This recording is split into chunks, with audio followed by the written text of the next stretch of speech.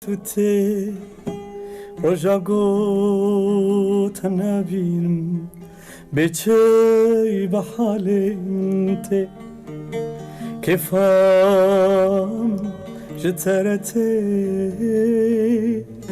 از دفرم قواتوتي رجا قوت نبينم بچه بحالي منتي قمرنك من هبا ويجحس كرنا تبا جنتا قوبي تبا قتنا في وجنتي قمرنك من هبا ويجحس كرنا تبا جنتا قوبي تبا قتنا في وجنتي كيف من جترتي كيف من جترتي كيف من جترتي كيف من جترتي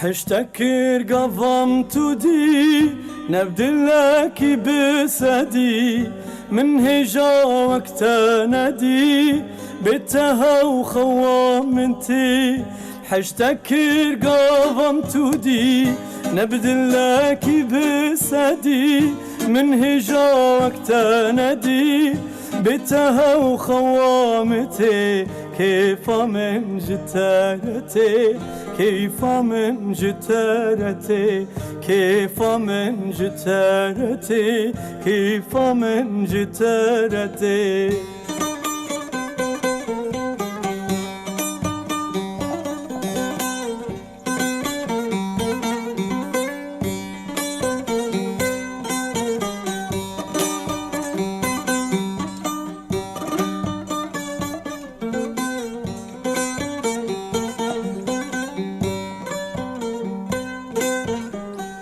قوتنا حشتادكم عندك بسريتكم أسبر برياتادكم صبرا من هو بيتتي قوتنا حشتادكم عندك بسريتكم أسبر برياتادكم صبرا من هو بيتتي كيف من جترتي دفرم قواتتي رجا قوت النبينم بيش بحالي منتي كيف من جترتي دفرم قواتتي رجعت نبينم بيش بحالي منتي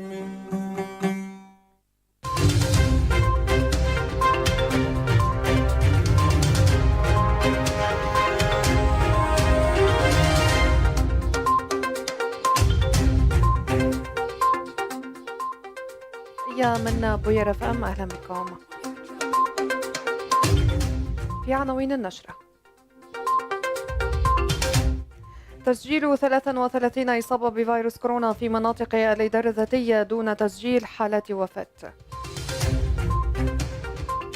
الإدارة الذاتية تسلم عددا من الأطفال من عائلات تنظيم داعش إلى وفد من خارجية فرنسا. مسؤول استخباراتي أمريكي يكشف عن دور واشنطن في غارات إسرائيل على دير الزور شرق سوريا. كندا تعين وزير كندي من أصل سوري. يوتيوب يعلق قناة ترامب مؤقتا بسبب التحريض على العنف.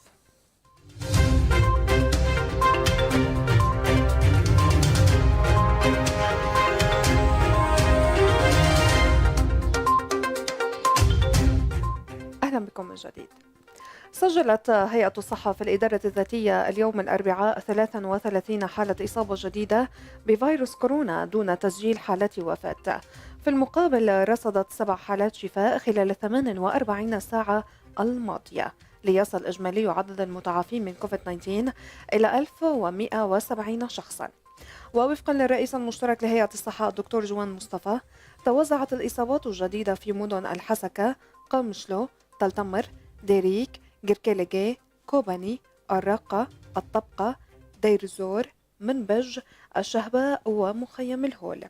يشار إلى أن عدد المصابين في شمال وشرق سوريا وصل إلى 8285 شخصا، بينها 284 حالة وفاة وفقا لأرقام هيئة الصحة.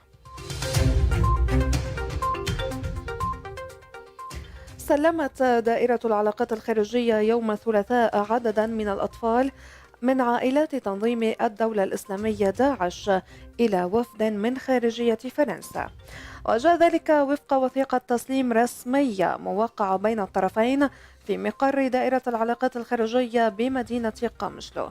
وزار يوم أمس الثلاثاء وفد فرنسي ضم مدير الأزمة والدعم بوزارة الخارجية الفرنسية إريك شوفاليه إلى روجافا.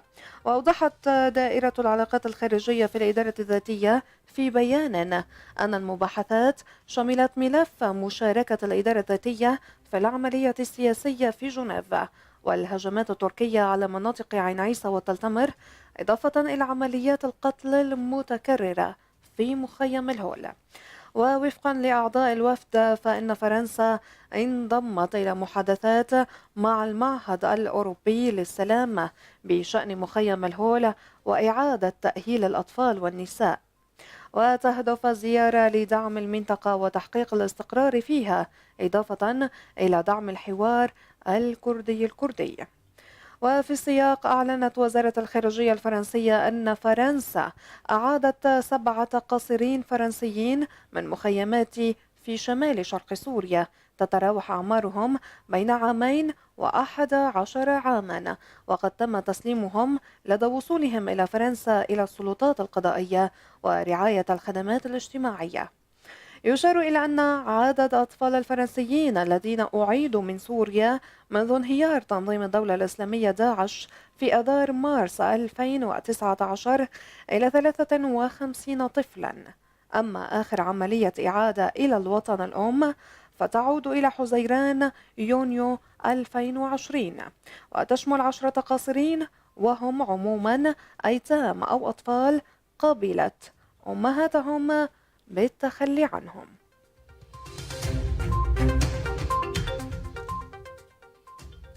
أكد مسؤول استخباراتي أمريكي لوكالة أسوشيتد بريس أن الغارات الإسرائيلية الأخيرة على شرق سوريا نفذت بناء على بيانات استخباراتية قدمتها الولايات المتحدة.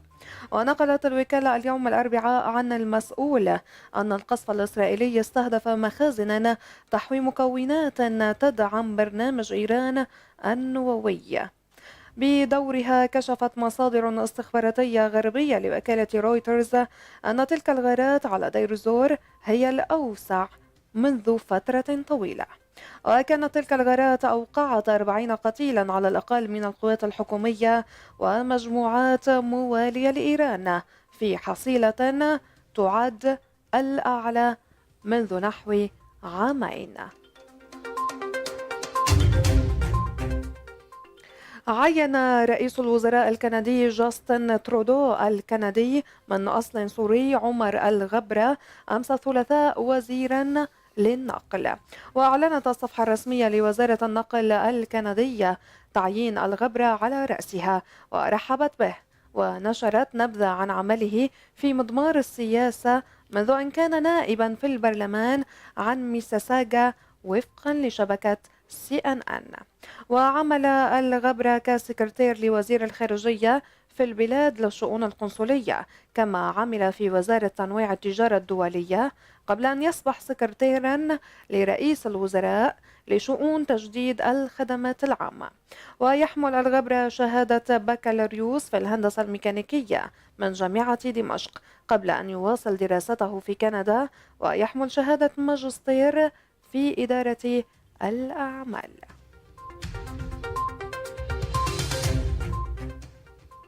علق موقع يوتيوب أمس الثلاثاء مؤقتا قناة الرئيس دونالد ترامب، وحذف تسجيل فيديو لانتهاكاته قواعد الموقع التي تمنع التحريض على العنف.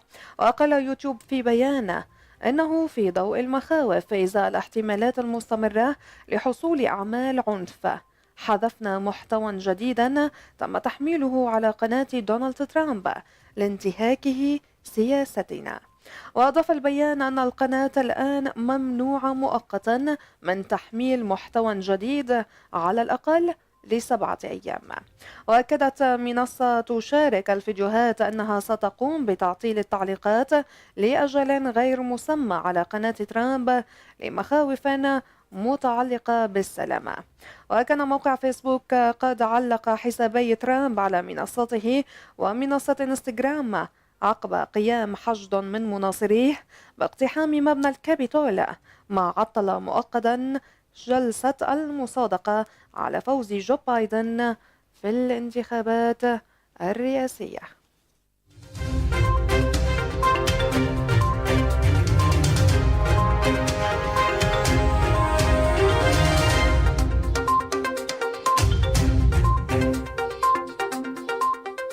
ختام النشرة تذكير بالعناوين. تسجيل 33 إصابة بفيروس كورونا في مناطق الإدارة الذاتية دون تسجيل حالات وفاة. الإدارة الذاتية تسلم عددا من الأطفال من عائلات تنظيم داعش إلى وفد من خارجية فرنسا. مسؤول استخباراتي أمريكي يكشف عن دور واشنطن في غارات إسرائيل على دير زور شرق سوريا. كندا تعين وزير كندي من أصل سوري. يوتيوب يعلق قناة ترامب مؤقتا بسبب التحريض على العنف. أعدت هذه النشرة هفانا محمد وقدمتها لكم أنا شيرين سيدو. إلى اللقاء.